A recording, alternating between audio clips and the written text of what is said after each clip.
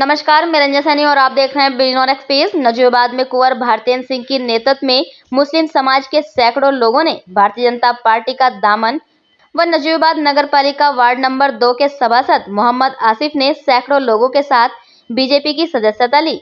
लगभग 50 महिला 50 पुरुषों के साथ उन्होंने भारतीय जनता पार्टी की सदस्यता ली और सभी लोगों को सदस्यता दिलाई। इस मौके पर भारतीय जनता पार्टी के वरिष्ठ नेता कुंवर भारतेंद्र सिंह ने कहा, सरकार की ओर से अल्पसंख्यकों के लिए अनेक योजनाएं चल रही हैं, जिसका फायदा अल्पसंख्यक समुदाय के लोग उठा रहे हैं।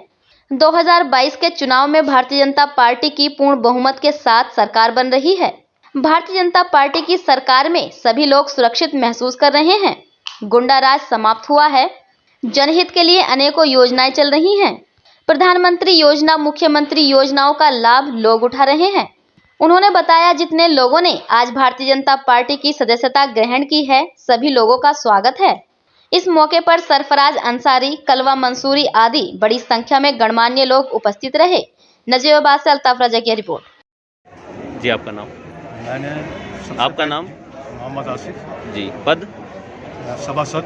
जी बताएं। नजीबाबाद से वार्ड नंबर 2 से हूँ मैं। जी।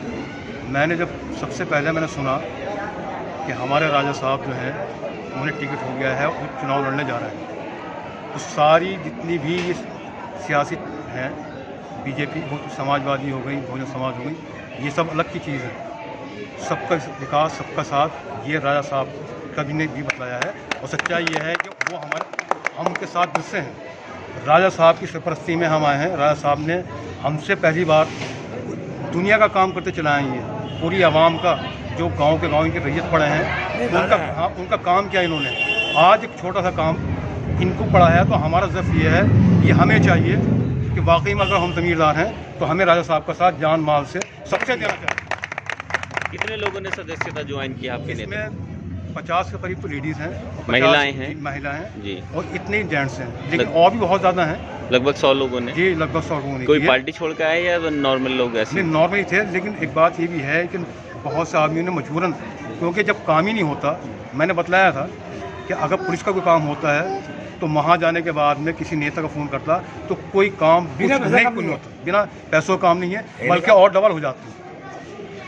मैंने देखा है, राजा साहब ने जब भी फ़ोन किया किसी को भी, बिना पैसों के, लेकिन ईमानदारी का और जायज़ का, कोई काम ऐसा नहीं है कि जो रुका हो। वहाँ पैसे देने के बाद भी काम पूरे नहीं हुए। तो ये सारी बातें सोचते हुए हमने राजा साहब का दावा थामा है, और ये हमारे सरपरस्त हैं, और इन्हीं की सरपरस्ती में हम रहेंगे जब तक भी जिंदगी। कार्यकर्ताओं का यहाँ पर जो है सदस्यता ग्रहण की है आपके नेतृत्व में सैकड़ों लोगों ने, क्या कहेंगे कुंवर साहब? मैं बहुत बहुत आभारी हूँ आसिफ भाई का, जिन्होंने इतना बढ़िया कार्यक्रम करवाया, और हमारे सीनियर मेंबर हैं कलवा शेख मंसूरी जी और अपने सरफराज भाई, मतलब सभी लोग जुड़ रहे हैं इस वक्त भारतीय जनता पार्टी से। लोगों ने विश्वास जताया है, यकीन किया है मेरे पे, और मैं बिल्कुल इस यकीन को बहुत इज़्ज़त करता हूँ, और मेरे लिए ये बहुत बड़ी बात है। जिस तादाद में मुस्लिम मतदाता यहाँ पर जुड़ रहा है, मैं उससे पूरी तरह से वाकिफ़ हूँ, और मैं उसका बहुत बहुत शुक्रगुज़ार हूँ। कुंवर साहब, आपके नेतृत्व में अल्पसंख्यक समुदाय के काफ़ी लोग पार्टी ज्वाइन कर रहे हैं। ये एक बड़ी बात है कि जनपद बिजनौर के अंदर एक आपका अपना एक पहचान है, आपकी साफ छवि है। उसे देखते हुए भी और पार्टी से प्रभावित होकर जो अल्पसंख्यक जुड़ रहे हैं, उनकी योजनाओं का लाभ भी हमारा मानना है उनको मिलना चाहिए सरकार की ओर से। बिल्कुल मिलना चाहिए, बिल्कुल मिलना चाहिए, और यही मैं कहना चाहता हूँ कि ये आज तक जो होना चाहिए था, जो लाभ मिलना चाहिए था, इतनी सारी योजनाएं, कौशल विकास योजना का तो लाभ ही सिर्फ ज़्यादातर कारीगर तो अल्पसंख्यक ही हैं, तो आखिरकार ये लाभ उन तक क्यों नहीं पहुंचा? ये जो अपना पॉलीटेक्निक यहाँ बना है, यहाँ पे ज़्यादातर तो अपने ही बच्चे जाने थे, तो उनका लाभ क्यों नहीं हुआ? ये बना खंडर क्यों बन रहा है? ये सारी बातें, इन पर गौर क्यों नहीं की गई? तो यही सारी बातें हैं जिनसे लोग थक गए हैं। सिर्फ हमेशा ऐन मौके पे जाके चुनाव जो है वो मज़हब के आधार पे हो जाता है, तो ये मेरे ख्याल हम सबके लिए बदकिस्मती है। ईमानदारी, सच्चाई और लगन से और मेहनत से जो काम कर रहा है, वोट उसे मिलनी चाहिए ताकि वो गरीब की मदद कर सके।